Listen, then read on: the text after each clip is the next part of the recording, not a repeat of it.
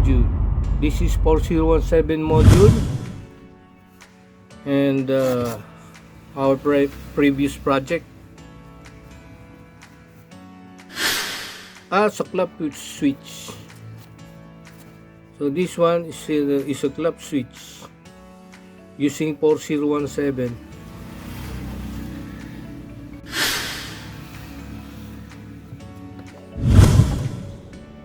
We can use this module LED.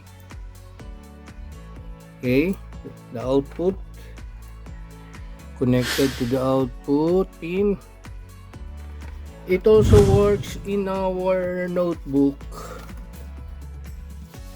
It works on 9 volts. Okay, let us try the 9 volts. This is 9 volts. Let us use jumper wires extension. Then for the power, using 9 volts according to the notebook, to our design, with our design. So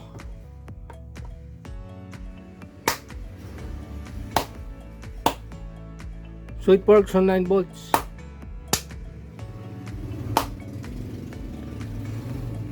Now we're going to use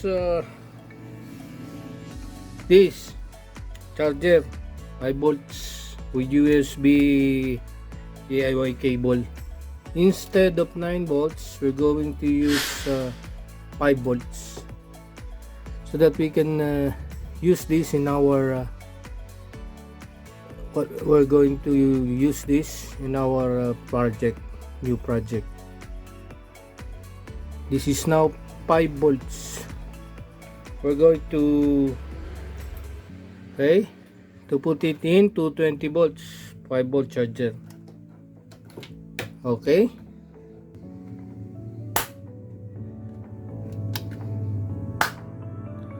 so it also works on 5 volts.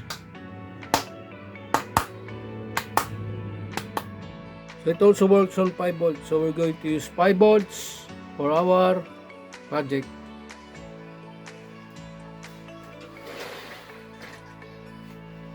We have now our circuit, the clock switch module. Connected is the relay, and then the output LED. So this circuit, it has two separate power supply, 9 volts for the relay side, and then 5 volts for the control side, for the clock switch control. When I clap it, turns up, turns on, off, on, off, on.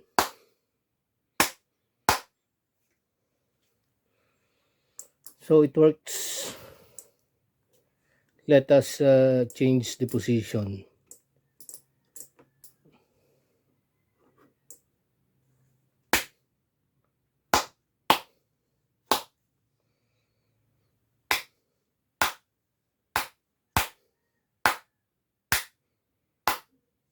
Okay, so it works. Our circuit works.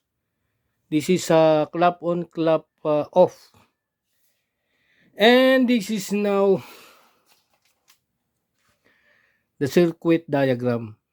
Instead of using the LED here, I replace it with the transistor, biasing resistor, and then the relay, that's the driver, to our new circuit. This is the relay,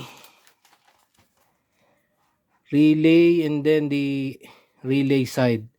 So it has 9 volt supply here, and then we have the LED. So when we clap, it toggles because we're using this clap switch module toggle switch. Turns on this transistor and current flows into the coil when the current flows into the coil, it will deflect the contact of the relay to normally on pin. So there is now a complete circuit. There is a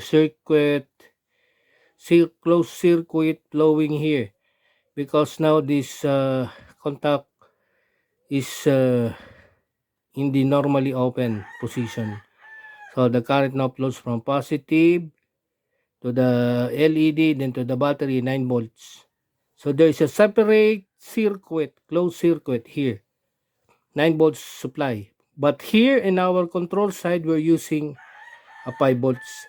This whole circuit is only just a clamp switch. In this one, we're going to construct this relay driver. We are using a clamp diode to fight back against back EMF. So it produces a current that flows to the circuit. So instead of flowing the current here, producing a voltage, the current just flow here and dissipated into the relay and into the diode until it already dissipated or lost its power. So when we clamp again, it will detach the contact back to original position. When we clamp again, it turns on, attract the contact to the normally open, closing this circuit. So it just it's a matter of deflecting the contact from normally open to normally close, open, close, open, close, making this LED to turn on and off because of the contact. That is also because of the toggle on off on off. When this transistor is on, this LED turns on. When this is off, this is off because of the contact that moves from normally open to normally closed position, so that there is a closed circuit here. So that is the operation of this clap on clap off circuit.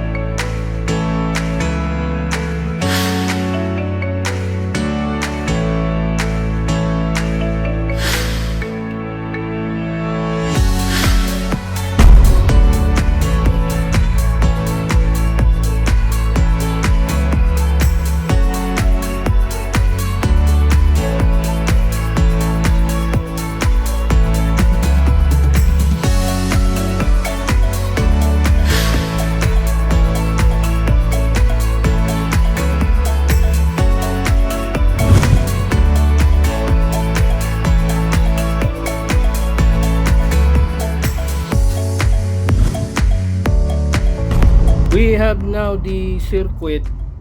So that is the module, relay module we constructed, and then the clamp module, clamp switch module, 220 volts bulb connected to the outlet, then the 5 volt supply for the clamp switch module. So we have this 220 volts or 220 volts AC connected to the bulb, and then to the plug, to the outlet of AC 220. So this circuit here is 220 volts. So this one is 220 volts connected to the outlet, and then this is the relay driver module. This one I added this LED. This is pilot LED or monitoring LED. Whenever the circuit is on into this side 220, this LED also turns on. Okay, so this one, you can see that there. And then let us switching on.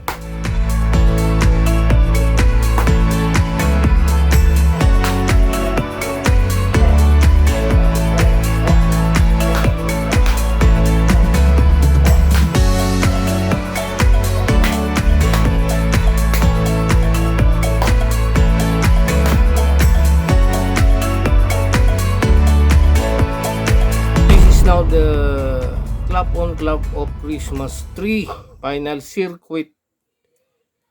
So for the module, relay module here, and then for the output side